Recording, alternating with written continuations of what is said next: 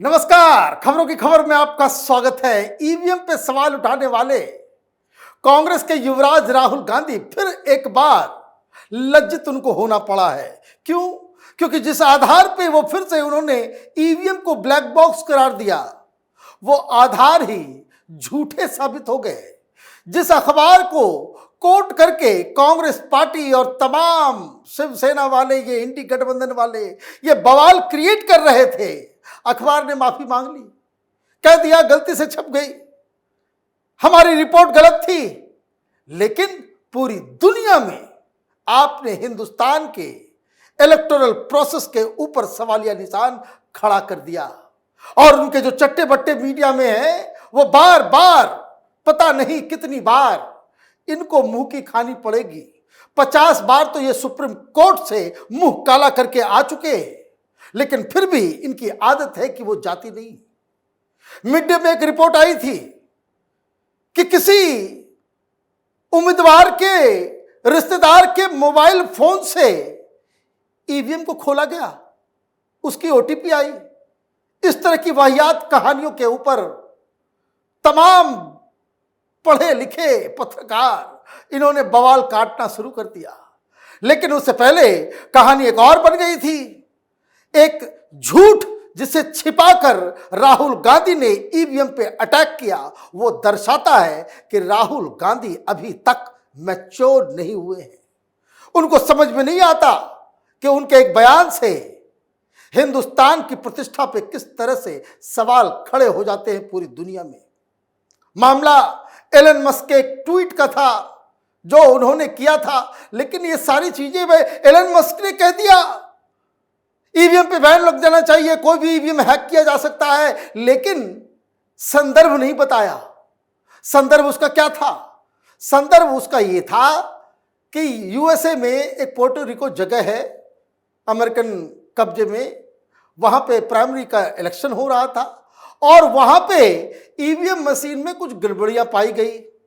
तो वहां जो उम्मीदवार हैं जॉन एफ कैनेडी जूनियर, उन्होंने एक ट्वीट किया।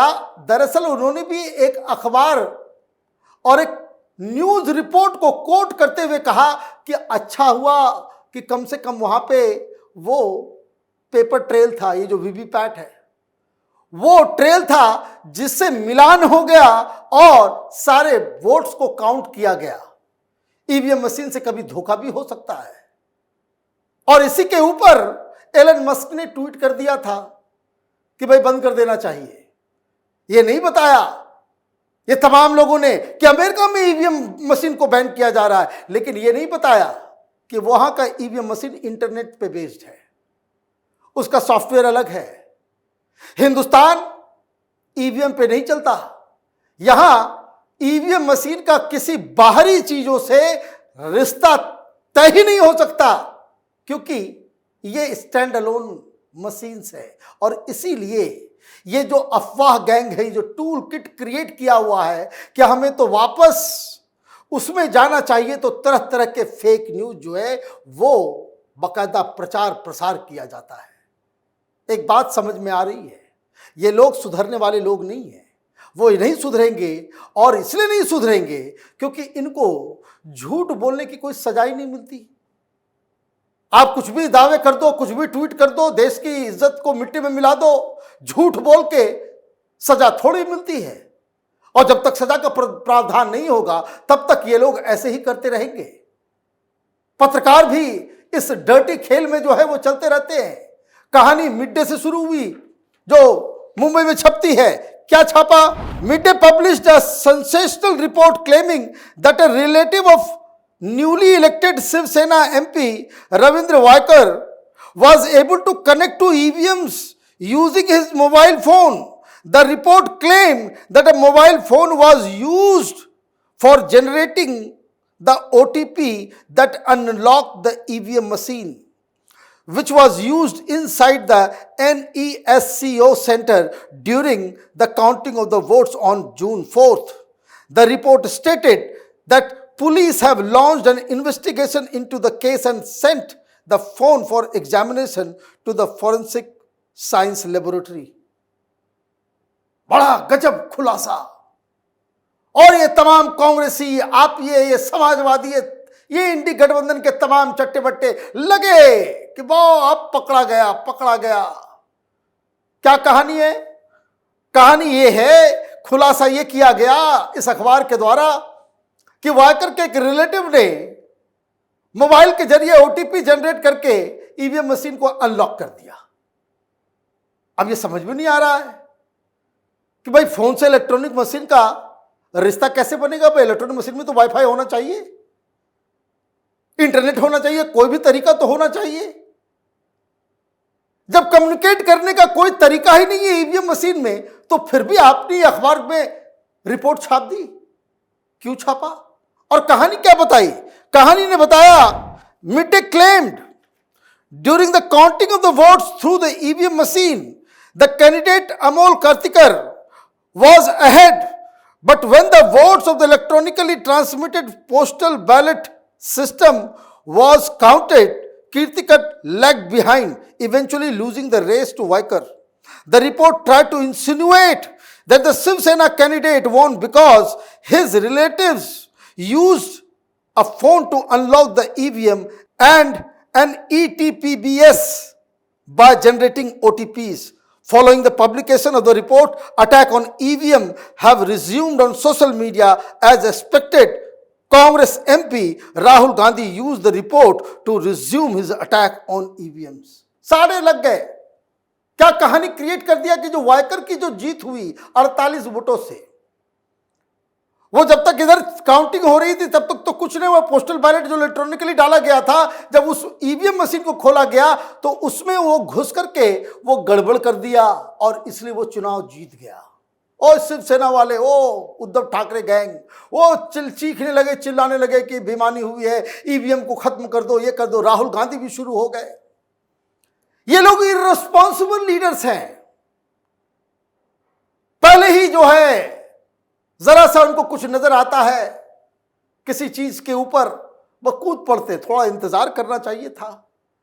इलेक्शन कमीशन एक्शन में आई। इलेक्शन कमीशन ने नोटिस दिया अखबार वाले को, रिपोर्टर को, कि बताओ भाई ये क्या है, तुमने किस आधार पे ये खबर छापी। तो अखबार वाले ने आज माफी मांग ली, माफी मांग ली सीधे। अब राहुल गांधी क्या करेंगे? अखबार वाले ने तो गलत रिपोर्ट छाप के माफी मांग ली, लेकिन उस गलत खबर को जो फैलाया सोशल मीडिया पे अलग अलग पूरी दुनिया में, इलेक्शन मशीन को और इलेक्शन कमीशन को आपने बदनाम किया, उसके लिए कौन माफी मांगेगा? छपी खबर आज। On 17 the midday newspaper admitted their report on EVMs being unlocked by OTP was wrong. A clarification was published on the front page of the newspaper below the report that contained the statement issued by Election Commission officer debunking Midday's report. In the clarification, Midday said the report Viker's skin may had a phone that unlocked EVMs, page 6, June 16, inadvertently, erroneously mentioned that the accused person used his mobile phone to generate an OTP to unlock EVMs. The error is regretted. गलती हो गई हमसे। कितनी बार गलती होगी इस gang से? बार बार, एक बार, दो बार, चार बार, 5 बार, ये हर बार इसी तरीके से करते हैं। दिक्कत क्या है? इनको एक चीज अच्छी तरीके से मालूम है कि जो फेक न्यूज है वो जंगल की आग की तरह फैलती है, और जो सच है वो फेक न्यूज से इफेक्टेड लोगों के सिर्फ 10% लोग तक पहुंच पाती है। तो इसलिए बदनामी कर दो। और तुमने पाल रखे हैं इस तरह के पत्रकारों को जो यूट्यूब पे वीडियो बनाते हैं, कहते कि अब सबूत मिल गया, ईवीएम को खत्म कर देना चाहिए। वापस वही जैसे बंगाल में होता है, जैसे बिहार में होता था कभी, बैलेट बॉक्स की लूट खसोट, डंडे के आधार पे जो है वो बैलेट बॉक्स के ऊपर, जो बैलेट पेपर के ऊपर चुनाव हो। तो ये बार बार इस तरह की जो खबरें आती है, उसके लिए किसको पनिश किया जाए? ये जो बड़े बड़े नेता मूर्ख तो है नहीं, बेवकूफ भी नहीं है। नेशनल पार्टी चलाते हैं बहुत सारे लोग, अलग अलग रिस्पॉन्सिबिलिटी पर रह चुके हैं। देश के कोई प्रधानमंत्री बनना चाहता है, कोई मुख्यमंत्री बनना चाहता है, कोई पता नहीं रक्षा मंत्री बनना चाहता है, विदेश मंत्री बनना चाहता है। उस तरह के नेता जो ऑलरेडी मंत्री रह चुके हैं, उस तरह के नेता। इस झूठ को प्रचार प्रसार में अगर वो लोगों का कंट्रीब्यूशन है तो माफी सिर्फ मिट्टे वाले क्यों मांगे? इन लोगों को भी माफी मांगनी चाहिए। लेकिन इनकी चमड़ी इतनी मोटी है कि इनको कोई असर नहीं होता। ईवीएम के ऊपर बार बार और हर बार इनको मुंह की खानी पड़ती है, लेकिन इनकी आदत जो है वो जाती नहीं है। आप देखते रहिए कैपिटल टीवी। हमारे वीडियोस को लाइक कीजिए, शेयर कीजिए और हमारे चैनल को सब्सक्राइब कीजिए। धन्यवाद।